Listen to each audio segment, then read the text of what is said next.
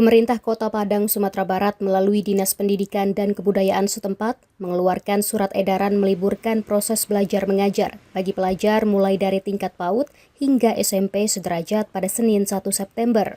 Kebijakan tersebut sebagai langkah antisipasi terhadap aksi demonstrasi massa yang berpotensi mengganggu kenyamanan para pelajar sekitar 500 PAUD dan TK, 300 SD, dan kurang lebih 100 SMP di Kota Padang. Kepala Dinas Pendidikan dan Kebudayaan Kota Padang, Yopi Krislova, pada Senin 1 September menjelaskan proses belajar pada Senin dialihkan lewat pembelajaran daring. Kebijakan tersebut tertuang dalam surat edaran tertanggal 31 Agustus 2025. Sama gurunya juga begitu, kita liburkan juga guru dan tenaga kependidikan untuk 1 hari ini saja. Nah, kita melihat perkembangannya mungkin terkait dengan kondisi demo hari ini. Kalau tidak ada persoalan kondusif, ya besok kita belajar seperti biasa.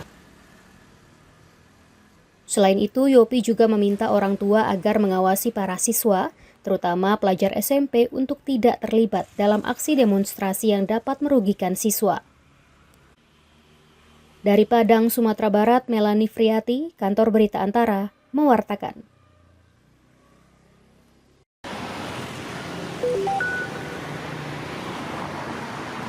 Beberapa sekolah yang berada di dekat titik demonstrasi di Temanggung, Jawa Tengah menerapkan pembelajaran jarak jauh (PJJ) pada Senin 1 September sesuai instruksi dari Dinas Pendidikan setempat. Penerapan pembelajaran daring tersebut dilakukan sebagai langkah antisipatif untuk menjaga keselamatan dan kenyamanan para siswa di tengah rangkaian aksi demonstrasi yang terjadi di beberapa wilayah Indonesia termasuk di Temanggung. Kepala Sekolah Dasar Negeri 1 Jampiroso, Titik Inayati, Senin 1 September mengatakan, meski para siswa belajar dari rumah, para guru tetap dapat memantau aktivitas belajar melalui pemanfaatan teknologi, sebagaimana proses pembelajaran saat masa pandemi COVID sebelumnya. Kegiatan daring pun tetap diawasi oleh Bapak Ibu guru wali kelas melalui Zoom meeting.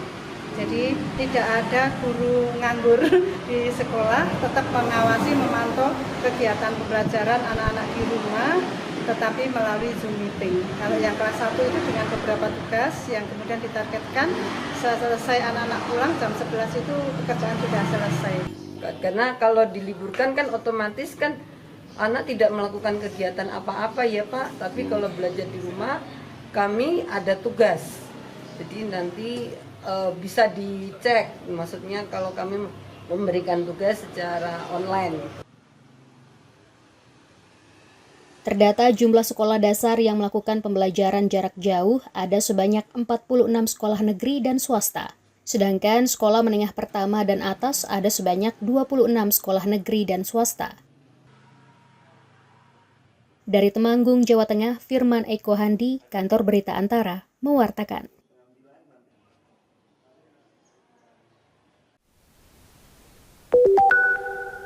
Rektor Institut Pertanian Bogor atau IPB University, Profesor Arif Satria, mengajak seluruh elemen bangsa untuk bahu-membahu menjaga suasana tetap kondusif di tengah gejolak nasional yang ditandai dengan meningkatnya aksi demonstrasi dalam beberapa hari terakhir.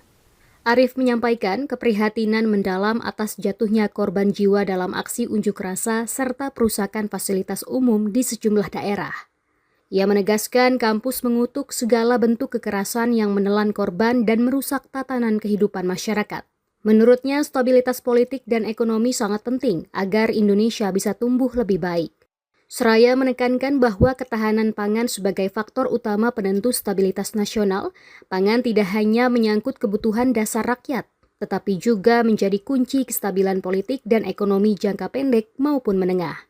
Mendorong pertumbuhan, karena kalau daerah tidak tumbuh, itu juga akan berdampak pada rakyat gitu. Nah, sehingga saya kira penting bagi kita sekarang ini adalah mari bahu-membahu kita berdialog untuk menyelesaikan berbagai persoalan yang ada. Ya tentu yang kita harapkan adalah bahwa kebijakan yang memang tadi tidak hanya di pusat, di daerah-daerah yang berdampak langsung kepada rakyat ini ya perlu dikaji ya, dan kemudian dicarikan solusi yang terbaik. Rektor menambahkan masyarakat juga harus waspada terhadap provokasi dan penyebaran hoaks yang berpotensi memperkeruh keadaan.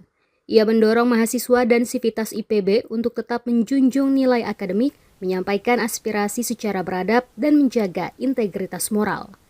Dari Bogor, Jawa Barat, Fazar Ilham, Kantor Berita Antara, mewartakan.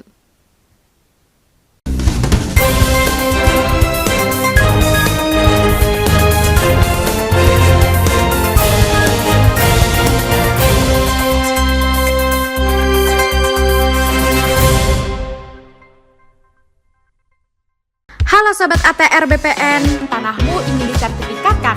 Pasang patok dulu, baru nanti tanahmu diukur. Kenapa harus pasang patok dulu? Ada keuntungan dari pasang patok. Pertama, pengamanan aset dengan kepastian batas bidang tanah. 2. Meminimalisir sengketa dengan pemilik bidang tanah yang berbatasan. 3. Memudahkan dan mempercepat petugas pertanahan untuk mengukur dan memetakan tanahmu. Pasang patok itu gampang, bisa dilakukan sendiri, karena bisa dibuat dari beton, pipa besi, pipa paralon, atau kayu. Tapi ingat, yang pertama, pemasangan patok itu harus kesepakatan antara pemilik tanah dengan tetangga yang berbatasan. 2. Ukuran patok tanah yang dibuat sekurang-kurangnya sepanjang 50 cm. Nah, kalau patok sudah terpasang, tanahmu bisa langsung diukur petugas Kementerian ATR BPN untuk ikut program Pendaftaran Tanah Sistematis Lengkap atau PTSL. Tanahmu jadi bisa lebih cepat bersertifikat. Ayo pasang patok tanahmu, pasang patok anti cekcok, anti caplok. Pengen deh lapor korupsi 198. tapi jangan-jangan gratifikasi ya? 198. Apaan sih 198? Mulai dari informasi gratifikasi, pengaduan dugaan pidana korupsi, hingga informasi publik apapun, cukup telepon ke 198.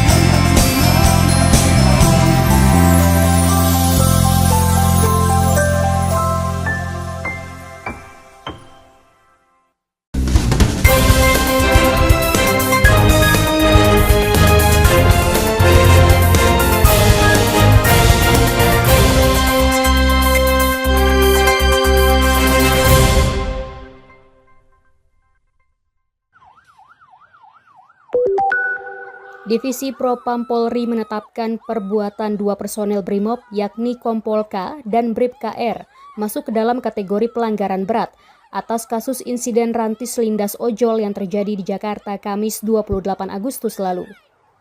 Kepala Biro Pengawasan dan Pembinaan Profesi, Karowaprov, Divisi Propam Polri Brigjen Pol Agus Wijayanto, dalam konferensi pers di Jakarta Senin 1 September mengatakan, keduanya terancam pemberhentian dengan tidak hormat dari institusi Polri. Sedangkan 5 anggota Brimob lainnya, yakni Aibda MR, Bribtu D, Bribda M, Baraka J, dan Baraka Y, masuk dalam kategori pelanggaran sedang. Kelimanya terancam mutasi, penundaan pangkat, dan penundaan pendidikan. Untuk kategori pelanggaran berat, dapat dituntut dan dapat dituntut ancamannya adalah pemberhentian tidak dengan hormat (PTDH).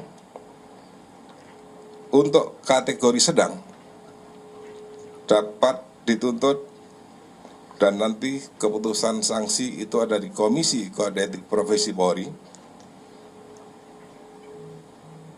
Macamnya adalah sanksinya patsus atau mutasi demosi atau penundaan pangkat dan penundaan pendidikan.